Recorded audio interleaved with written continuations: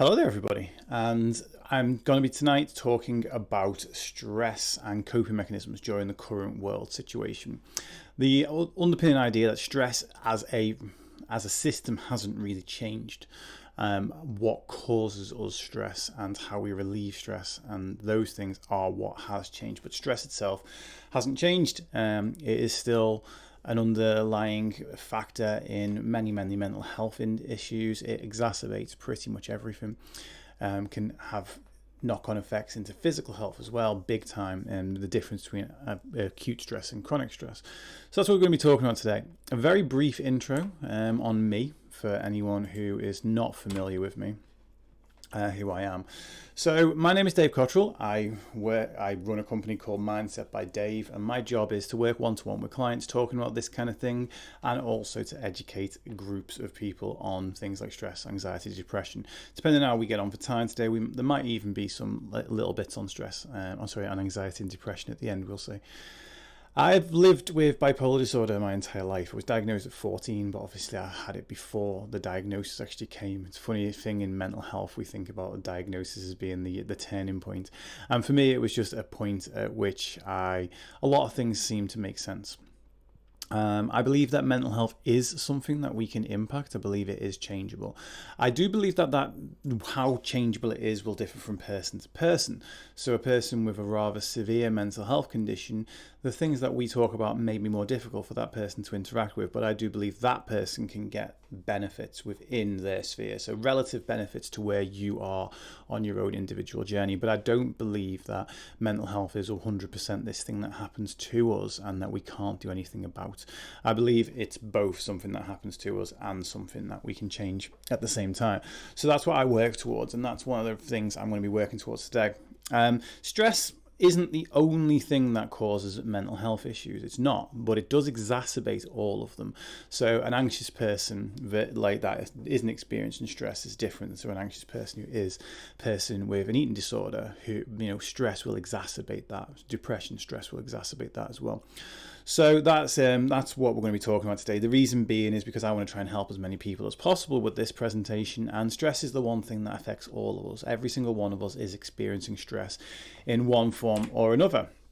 So stress itself, as I said in the very beginning, it hasn't really changed. Stress in itself, it comes in sort of three main stages. The three main components of the stress cycle is the stress going in, which is component one, how we feel about stress, and then the stress going out. And I'll go through them in that actual order. So the stress going in. Stress comes from three major sources. Those are mental stress, emotional stress, and physical stress. Right? So it's not just when we think about stress and we talk about it, we often think about it in terms of mental stress. So like I've got a lot on my plate right now. I've got a lot of work going on. I've got to work, thinking about paying the bills and things like that. Those are the things that we think of. When someone is stressed, we think of that person as being overworked more often than not in work. A lot of demands on that person's time. That's what we think of in stress. And that's mental stress. Mental stress is the things that we're doing that tax our brain mentally. Then we have emotional stress, emotional stress is like relationships and arguments with friends and family. Paying the bills, if you think of yourself as a provider, that could be both a mental stress and an emotional stress. And then finally, we have physical stress. And physical stress is things like injuries, things like illness, things like breathing in exhaust fumes, like just the general stresses of being out around pollutants, the stress of being in either extreme high or extreme cold temperatures. Overeating and undereating are both stresses on the system that your body, essentially the way that the body deals with stress is it wants to return to something called homeostasis. And homeostasis just means your body's version of normal. So if that's a temperature, it wants to return to a normal temperature if it gets too cold, if it gets too hot. And the body has to work, it has to respond to the stress in a way to do things. So that becomes taxing on the body and the central nervous system over time. That's how we go from acute stress into chronic stress. Acute stress, short-term stress, right? Something that happens right now and we respond to it. Chronic stress, prolonged periods of time where you are under stress. And as a result, your body is fighting to get itself back to homeostasis. And because it's fighting to get itself back to homeostasis, it has to do things. The certain systems within your body, hypothalamic, pituitary, adrenal axis, to be super specific for those that like to go that geeky on it, and that is doing things to try and return your body to homeostasis. So that's the stresses going in. They can come from a lot of different sources, and life doesn't tend to just kind of give us a little bit of physical stress and that's it, or a little bit of emotional stress and that's it. We tend to be getting stress from all those sources at all at the same time. Now, one big emotional and mental stress is uncertainty. So the uncertainty of not knowing basically how you're going to pay the bills, not knowing whether your job's going to be there, and when furlough is over or when this whole experience is over. Self-employed people, when they've got to look after their staff right now, the uncertainty about your kids and when they're going back to school, if they'll be going back to school, what's going to go with their education, all of these things. Now, the way I like to think of that is even though we have these stresses from these three major sources, they're dealt with in one way, right? Our body doesn't go, okay, I've got tons and tons of physical stress right now, but my emotional stress is fine. So I've got plenty of room for that. It doesn't quite work like that. If you've got like 80% physical stress, then chances are you've got 20% left to spread between your mental and emotional stress. I like to think of it in terms of a glass. And then in this instance, glass half full is actually being reasonably pessimistic, because glass half full is a kind of negative thing. The more full this glass is, it gets to the point where it overflows. Different stresses coming in from different sources. They fill this glass up. Next thing you know, you get a little bit coming in from everywhere, and then the next thing you know, it's overfilled. Now, with the current situation in the world, for a lot of us, that glass is already half full. The glass itself hasn't changed in size. It's not like we've got less capability to handle stress. What it is that we're already carrying a lot more. And if you look at the picture that's on the screen right now, it's where Petunia there is carrying a bunch of bags, and then the guy comes along and puts the cricket ball on top, and that's enough to kind of make it so she crumbles. That's the situation. We're already carrying a lot of baggage with us right now. We're already carrying a lot of stuff when it comes to the stresses that are in existence. That uncertainty definitely plays a role in that, wondering where the money's going to come from. For parents who've not had to homeschool before, or the kids' education's just been taken care of, that's an additional stress going in. There's a lot of additional stresses going in, and component number one is how many stresses go in. So when you actually, if you imagine that, when all the stresses get to a certain point, just like on the image there, they fill up and we come crumbling down underneath the stress. And often what will happen at that point is it leads into number two, which is how we feel about the stress. How we feel about the stress comes down to how two different people can handle the same situation, and seemingly handle the same situation in a different way. But often, especially how we feel about stress, when she's there underneath the weight of all these bags, and that cricket ball's been placed on top, that in real life, that cricket ball isn't a cricket ball. It's like you get to the end of the day and the kids don't go to bed on time, or you get to the end of the day and your partner has had a bad day too, and that they kind of deal with you in a dismissive way. And it can be one of those things where those little things that are little when you look at them from a distance, they're the ones that actually usually tip us over. Now, the reason being is because that glass is already pretty much full. Right? So as a result, this thing has the capability to actually tip us over. Now, the thing at that point that usually kicks off in it and weighs us down even further is we tend to beat ourselves up when we get into that situation. So we get into that situation and then we're like, oh, I can't believe it. Oh, the kids just didn't tidy their room on time and that's what I snapped at. Or, my partner was just a little bit off with me and that's what I snapped at. I kicked off because of that. I got cut up in traffic on the way home from work, or I burnt me pizza in the oven and then I sat on the floor and cried. And then what we do is we kind of look at it and go, is that what set me off? I can't believe it. We start to question our own value, our own strengths, our own capabilities. We might even say things like, oh, I'm just boiling over so early right now. I'm getting to that, reaching that point. I've got such a kind of short fuse. We say those type of things. And then we beat ourselves up about the fact that we're not coping with the stress very well. And that in itself becomes a stress, right? The idea that we're not coping with stress and that story that we tell ourselves, that becomes a huge stress. And as a result, we end up piling even more onto us than we were already handling. And right now, that stress is coming from a lot of different sources because of expectations and pressure versus reality. there's always been expectations on us, and for historically speaking, the expectations that were placed on us by people within our immediate family, in terms of the idea of how we should, I hate the word should, how we should live our lives, those expectations. And we kind of just about got by coping with having those expectations come in from our parents maybe, or our neighbours, or our boss. But nowadays those expectations seem to come in from absolutely every angle, and that's another element that has changed during the current situation. Right now, we've been, in particularly in England, we've been divided for a little while since the whole Brexit deal. For the last few years, we've been divided about that. And then we get into fights with people because they don't share the same view as us. And it's interesting because not everyone's ever going to hold the same view. But right now we're in another state of division.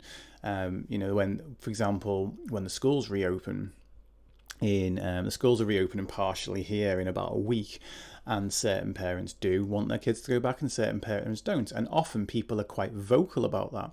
And let's say it doesn't really matter which way round this is. It could be you're pro kids going back, it could be you're against the kids going back. But if you're not the type of person that shouts about what your opinions are, but you actually do consume social media and you go on, you're going to see the other side of that. And you're also going to see people on the other side that are very vocal about their opinions, very vocal about how we should live our lives. And they'll sit there and tell you how you should live your life. And, some people will basically accuse you of either worrying too much or worrying too little, of taking the kids back or of keeping them at home. You stand up to the point of criticism and ideas about how we should live our lives from so many different angles. And no one's actually sitting back there and saying, you know what, I don't, for example, they're not saying, I don't want to send my kids back, but if you want to send your kids back, I totally understand why. There's other people I personally don't want to kind of work from home, but I understand why other people would. And there's all this right now. But no one's really saying it like that. No one's saying for some of us working from home is okay, for others it's not. Most people are just ramming their opinion down your throat and using the word should. That's why I hate it. You should do this too. This is what you should be doing. If you're not doing this, then you're a bad person. That, and the other. That right now is a huge way in which stress has changed. That is a way in which how we feel about stress and the pressures that come from different angles. As I said, we used to, historically used to having pressures from 4 or 5 different angles or whatever. And now if you could have it from 400 or 500 different angles, depending on how many people you've got, particularly vocal people on the social medias you follow. And there is a lot of stress. Let's look at the current situation, not even in terms of whether we should be staying at home as much, or we should go out, or we should go back to school or not. If we look at how we should be spending our time, again, this word should, it's just, I hate it. If we look at that, there are people there that are achieving massive things. And now I don't criticize the person that's achieving massive things, but the person that's achieving massive things and then telling someone else, you should do this too. If that person said, I bake banana bread and I'm great and you should too, that's a bit different than just saying that you baked some banana bread. We should be okay to celebrate the person that's baking banana bread or the person that's struggling. It's either one of those things. There is no such thing as a one size fits all approach for all of this, as we'll see when we get onto the coping mechanisms section. But it's where people start telling each other how to live their life and start to tell people and act as if we should all be on the same page. It's messy. It's very messy. And right now, if you might be feeling struggling from just getting out of bed in the morning because your stress levels have piled up so high, the concept of going and baking some banana bread or learning French or whatever right now is all the way up here, and it's not even within kind of the on the horizon. And that's okay. That is okay if that's where you are right now, because the one thing I want you to give yourself sort of a little bit of credit for is we are in completely and utterly unprecedented scenario right now. Nobody expected or anticipated this. No one in our alive today has lived through anything like this, and as a result, we are all just essentially reacting and trying to make it up as we go along and trying to do the best we possibly know. But if you go online for more than 10 minutes, you'll find 1,000 experts telling you how you should live your life. I'm not going to tell you how you should live anything. I'm going to tell you the principles of stress today. I'm going to tell you how you could, not should, help manage that stress. And starting to help manage that stress, the first tip in this is to understand that there is more stress in that glass right now than there ever has been before. So if you do find yourself in a position where you're feeling frazzled or where you're struggling, really the first step is to give yourself some compassion. To let yourself off the hook a little bit for it, because that additional pressure, as I just said, all the pressure is how we feel about stress, right? It's coming from all these different angles, and we might not, we can avoid it actually. We can stay off social media. We don't need to actually be consuming people's opinions all the time. But the one thing that you can do is you can remove the pressure that you put on yourself. So if you're struggling to get out of bed right now, then don't be aiming to kind of make banana bread and learn Swahili. It's like that's maybe not the right thing. Okay, how about let's focus on getting out of bed. Let's focus on maybe brushing your teeth.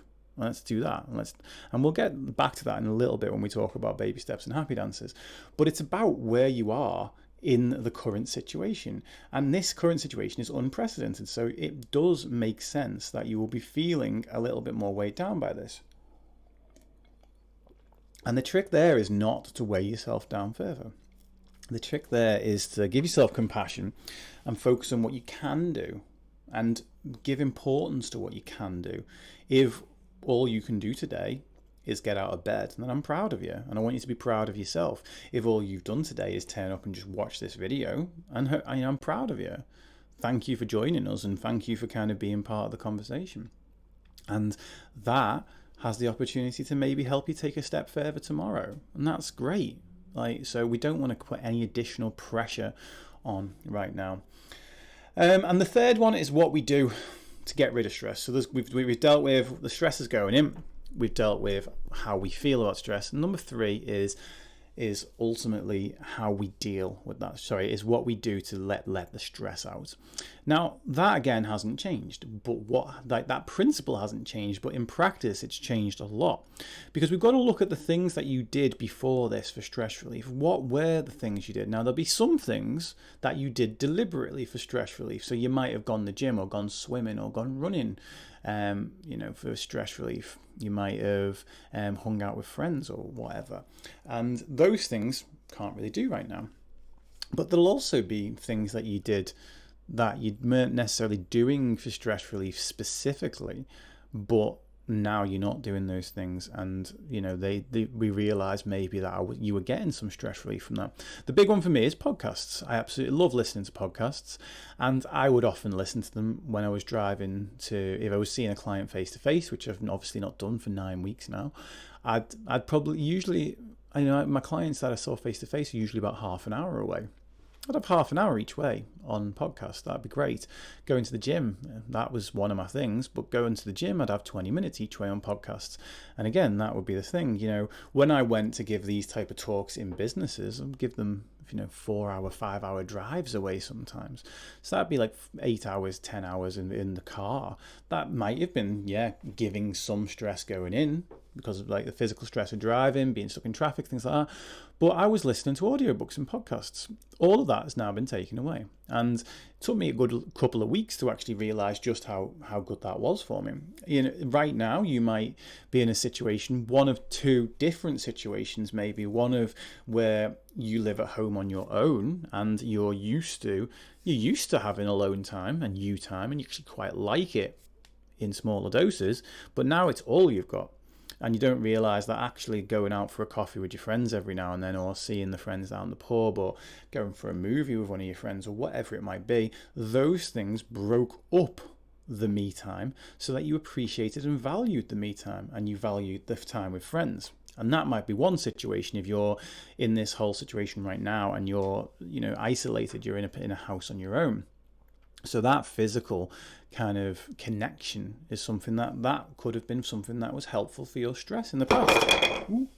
That could have been something that was healthy for your stress in the past. And on the flip side of that, we've got people who live with the family. who, again, they like living with their family, they love spending time with their family, but now we're thrust into this situation where we are around our families, 16 hours a day while we're awake, 17, 18 hours a day, depending on how much you sleep. We're around them all the time, every single day of the week. And that, again, that you may have absolutely loved being with your family before all of this. Getting the idea of actually having a Saturday off and spending it with the kids might have been absolute bliss for you. But when you've had to do that every single day for 8 weeks, it gets a little bit much. And maybe it's not the fact that it's got a bit much, it's the absence of that time to yourself. So this is one of the ways, again, in which, that you may have just, let's say you got 15 minutes on the way home after you drop the kids off for the school run. Like, that's what I'd have got on a school run morning, because the school's about 15 minutes away. I'd drop the kids off, and then I'd get a little bit of time in the car to myself, and that'd be my sort of decompression time. And I might then drive home. Me and my wife have worked from home for like a year and a half, so I've worked from home forever. She's worked from home for the year and a half, so I'd be used to someone being here, but I'd have had that 15 minutes to myself and just, again, have a bit of a podcast on, or listen to your favourite music without, thinking that you have to, without having to worry about what anyone else wants to do for a second. And you might be really missing those particular times. So that's what basically well worth recognizing, is the fact that those things have been reduced. Now, because those things have been reduced, because our body's ability to deal with stress and reduce stress have been minimized, some of the things have been taken away from us that we would have done before. This can often lead into something that I call a boomerang. A boomerang is something that has a positive intention but has negative repercussions. So a behavior that goes forward only to come back. If you look at a lot of times when people give up smoking, they put on weight, and it's not because cigarettes are the world's greatest diet product or anything like that. It's because that more often than not, that person would eat more to scratch the same itch, the stress relief that the cigarette provided for them, or they might drink more. And both food and alcohol have both got more calories in them than cigarettes, in the fact that cigarettes have 0. So that person now has swapped, even though they've swapped probably one of the most unhealthy coping mechanisms in the world, which is smoking. We've probably swapped that for something that's a slightly less unhealthy, which is, comfort eating, because they've made that switch. That's how the person puts weight on, because they need the itch scratching, the itch of the stress relief that the cigarettes gave to them. And this can be the case for a lot of us right now. Alcohol sales are up, I think it's like 40% or something ridiculous right now, because so many of us are dealing, when your brain reaches that cutoff point of where it's got too much stress, it'll tell you, it'll push you and nudge you towards dealing with it in a certain way. For some people, that is drinking. For some people, that's smoking. For some people, that is food. For other people, that is screaming, blacking out. I've known people whose their brain really wanted them to take some time off, and they just wouldn't, and as a result, they'd start having blackouts and just not even remember certain days. So the brain will deal with stress. It will try and find an outlet for it, and if we're not mindful of what that outlet becomes, if we're not mindful about what that thing becomes, then we will choose other things. So that's worth bearing in mind, and our brain will automatically go for usually something that has an instant gratification to it. And that's the idea. I've got to stop doing this with this coaster. I'm going to leave the coaster and get a ring on my desk instead. This is where the idea of the boomerang comes into effect. The boomerang goes forward. It gives us an instant gratification. Food gives us an instant gratification. Screaming into the pillow gives us an instant gratification. The alcohol, again, instant gratification. And again, I'm not here to tell anyone how to live their life. I'm not. I'm here to I'm here to help make you aware of how you live in your life, and inform you to make maybe your own different choices. Because I don't think boomerangs are something that have to be removed entirely from a person's kind of coping mechanisms. I just think it's better for that person to find alternatives that don't come whipping back.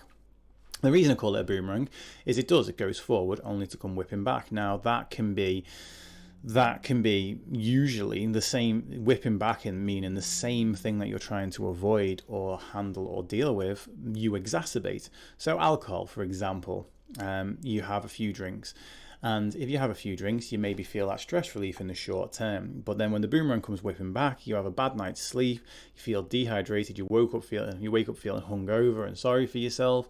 You maybe feel like the urge to eat kind of sugary or salty foods more. You're kind of craving things. Your energy levels are low.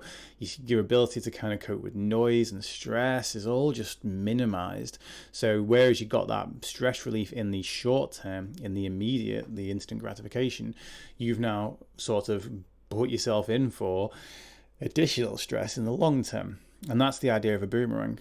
Now, as I say, it's just worth bearing in mind that these are things that we do. And if this is something that you are doing now, if you've come back from this current situation, you find that in lockdown, in this time, you've developed a dependency on alcohol more, or a dependency on food more. It's just worth being aware that you're not just doing that because you're weak. You're not doing that because there's a problem with you. You're doing it because you've got a need that is going unmet. And that need is probably stress relief, most likely. Sometimes it's comfort, sometimes it's escapism, but the majority of the even escapism really is stress relief. It's escape from the stress that you're experiencing. So in that respect, it's like, okay, we find the positive intent. As it says on this slide here, the first step, find the positive intent. And that is, what am I doing this for? What is the good thing I'm getting out of this? What's the positive I get from having a drink? What's the positive I get from smoking? What is the positive I get from having the food or from binge watching YouTube or whatever it might be? And what is that positive? Identify that positive. Step 2 is to write down alternative ways you can reach that same goal. It might not be the exact same way to reach that same goal. It might be because let's face it, as I said before, it's this instant gratification. And if you sit down and do a jigsaw, for example, you've probably got to at least have got the corner pieces all out and the sides down before the stress relief kicks in. But it can be a really good form of mindfulness. The instant gratification is not there the same way that it would be with the alcohol. However, you don't get to the end of a jigsaw and have a hangover. You don't get to the end of that and think, oh, I wish I'd never done that. We actually quite enjoy it. You might actually have a really mindful experience. And this is the reverse of a boomerang. It's called a slingshot. A slingshot is something that you pull back, you put it under tension, and then you let it fly forward. You get the positive later on. You have to put the work in first. And that can be anything really, anything like meditation or cooking yourself a healthy meal or getting out and going for a run or walking the dog or anything like that. Those things, they can all feel a little bit like, I really can't be bothered doing that. Because the reward of it comes later. The reward of it comes after the effort. And we have to put the effort in first. But that's where we want to look at it, because ultimately, if we don't, again, choose these slingshots, life will tend to choose the boomerangs for us, and we get stuck into these behaviors. So the way to think about it is a boomerang is a short-term reward with long-term trouble. Think of a credit card. Think of the idea that you think you want to be flush right now, want to have a little bit of money to spend, and you go and put some money on your credit card. But then next thing you know, you've got debt. You've got interest rates and all the rest of it. So you end up spending more money than whatever you spent on. It's like the price of that technically goes up, doesn't it? If you spent 40 quid on a pair of earrings and it takes you like a few months to clear that, and you've ended up with like £4 worth of interest over those few months or whatever, you've ended up spending 44 quid on a pair of earrings. So that's the whole thing. And it's like, in order to feel like you have money in that moment, it left it to the point where you actually owed someone else more money. And the slingshot is the opposite. It's like an investment, or at least how investments used to be back when they worked. It's like the idea of taking the money that you have now and maybe reducing your available cash at this exact period in time to put it somewhere else so that it's going to be worth more in the long run. That's it. Now, we are extremely kind of driven towards short-term instant gratification. We really are. Like, everything in life is geared up to kind of make us want that. Pay at the pump at fuel stations, pay self-service checkouts at Tesco, and whatever shop you go to. Even then, it's like, the difference between Tesco, where as soon as you scan your last item through, if you put your contactless card on there, it just finishes the whole transaction for you. Whereas if you go into Co-op, you've got to say whether you've got any bags. You've got to say whether you want to use which payment style you want to use. You have to press or you know, say whether you want to receive. You have to press like 3 or 4 different things on the screen. How slow is that? You know, it's like that is suddenly our barometer for what classes as barriers to action, our barometer for what classes as difficult, it shifts and it moves. And that's the whole thing, is that now if we have to wait for something, if you go onto Netflix and something spends too much time buffering, chances are you'll back out and watch YouTube on your phone. We want that instant gratification and we're conditioned towards it.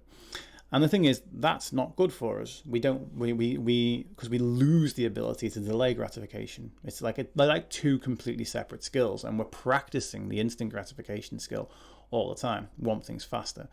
You know, there was a great story about a time before Wi-Fi was available on planes. I think it was like an Atlantic Airlines in America the first time, or Delta or something like that, the first time that Wi-Fi was available on flight.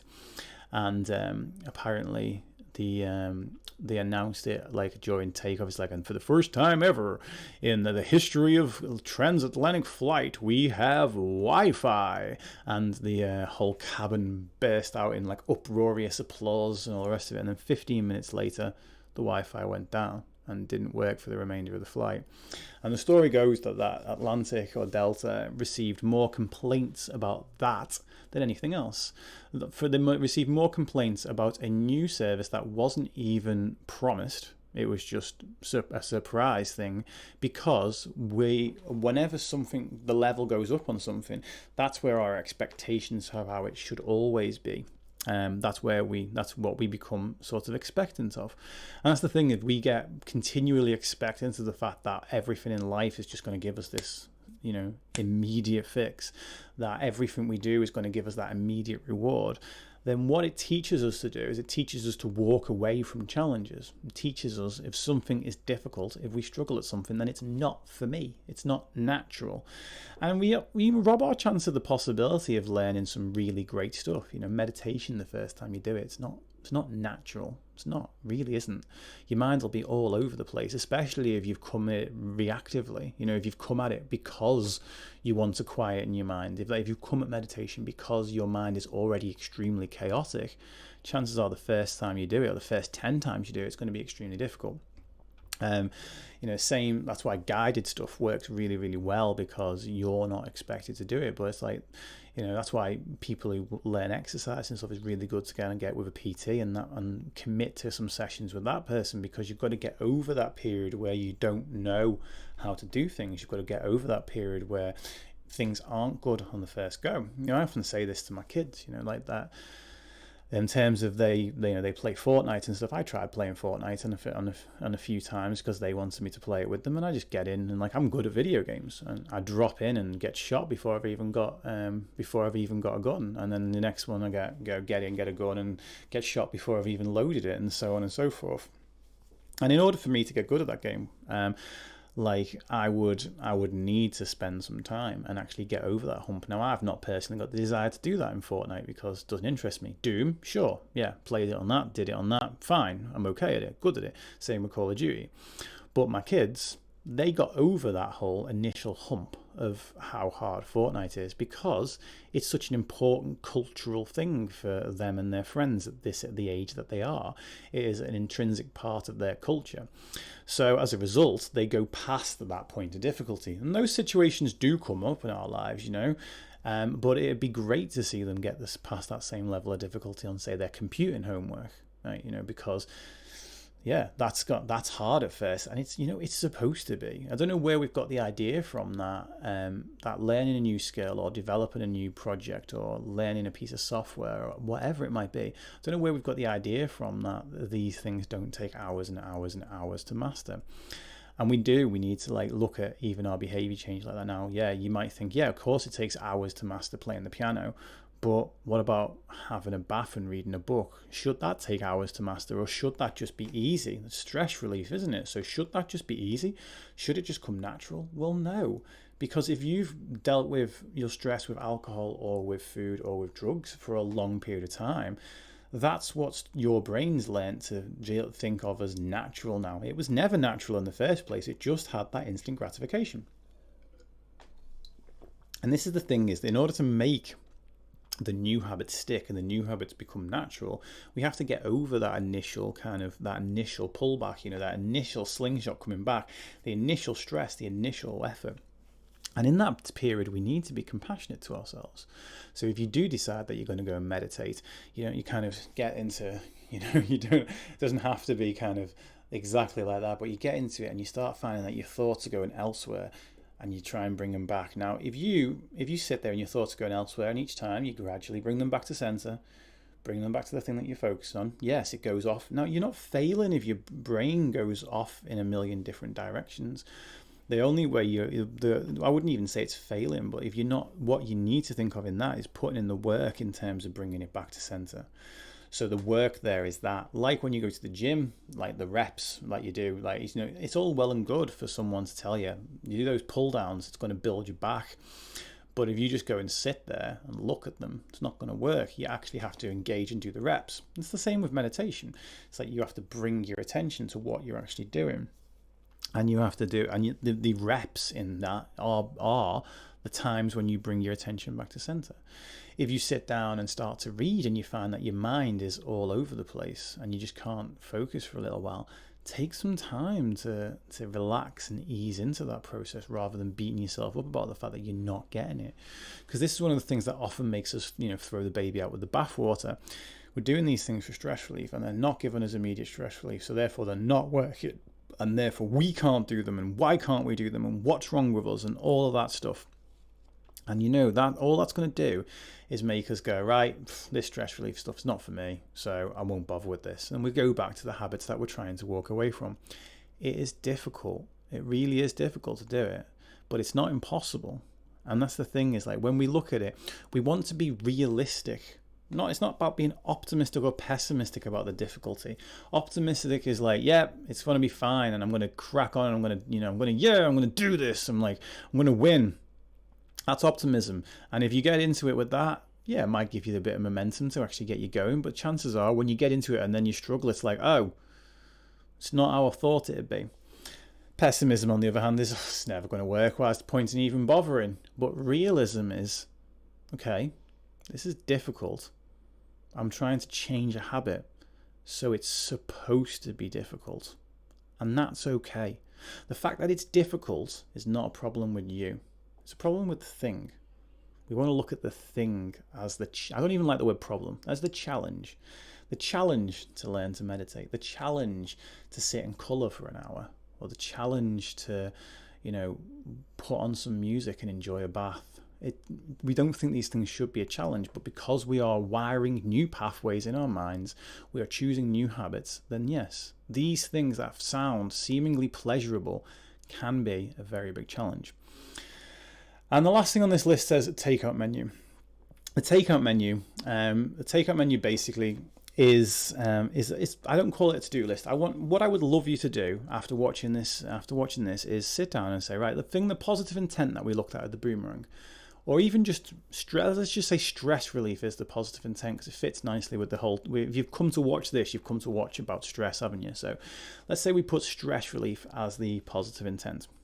Okay, I want you to write a list, as long as you want it, of different ways in which you can relieve stress. I've suggested a couple today. I've talked about meditation, I've talked about reading, talked about having a bath.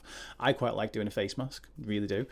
If you go to my Instagram page and go back to April, or even on my YouTube channel, there's the month of mindset, and there are 30 different ways in which you can actually do things that will positively impact your mindset, if you're looking for ideas. But the reason I want you to look for them yourself is because you know yourself way better than I do. Whether you're watching this, you might be someone I know, you might be someone I've never met before. And, you know what you like better than I do. But what I love to encourage every single person to do is put some things on that list that you've not tried before. Be curious about your stress relief. Will this help? Try this out, because we've been brought up with the idea that, curiosity kills the cat. It's not true. Curiosity, that was kind of designed to keep us safe and stop and not try silly things.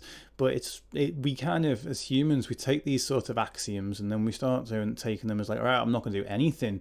I'm not going to try anything new. And that's the problem, really. It's like, if my kids say, oh, I don't like a certain food, I don't let them say they don't like it if they've never tried it. Same with this. You may think that ballet, for example, that could be the most stress relieving thing in the world for you, but you think, oh, well, I don't know, I don't like ballet. Well, have you ever done it? No. Well, how do you know? What about watching stand-up comedy? You're like, have you ever tried that? No, not really. It's like, so look at these things and put on that list different things which you can try out. And that's why I call it the takeout menu, because I don't want you to see this as a to-do list. When we look at it as a to-do list, the first thing we think is that all of this has to be done before I get my stress relief. Can you imagine that? Like I've told you to write this list and you've written 30, 40 things on this list and you go, right, okay, I've got to do all of that before I get stress relief. No. Because you look at it and that will become a source of stress in itself, and that's not what we want from the stress relief list. We want that list to be your best friend. We want that list to be something that comes along and suggests things to you while you're in moments that are struggling, and that those suggestions have come from you. So as a result, you take them. If your friend turns around and goes, oh, why don't you try yoga? You'll be like, well, there's 10 different reasons why I don't try yoga. Whereas if you've written it on your list, it's a little bit different, isn't it? So we look at it like a takeout menu. And like a takeout menu, when you go to a takeout menu, you don't think to yourself, oh, there's 600 items on this list. I've got to do all of them before I've had my dinner. We just go, right, which one do I fancy? Which one am I going to try for? I'll have this one. I'll have that one. I'll give that a whirl. And then we take it from there. So, with that, that's what I want your stress relief list to be like, is I want you to have that list as something that you go to and go, actually, there's a few things on there I've not tried yet. Give that a little go and see how it is. Be curious about it. Try out different things and then, find the ones that work for you and then do those things more often. And each time you find yourself reaching for the food or the drugs or the alcohol or the YouTube binge or whatever it might be, then try one of those alternatives instead. And over time, you can begin to create yourself a positive coping mechanism that doesn't come whipping back to hit you in the face. So I'm going to hand it over for questions on Twitch now, and if you're watching on YouTube, please feel free to pop them in the comments. This will be back up on YouTube to rewatch afterwards. So I'm going to stop the recording. So if you're watching on YouTube, and I'm going to hand over to Twitch for questions now and see if anyone has anything they want to ask.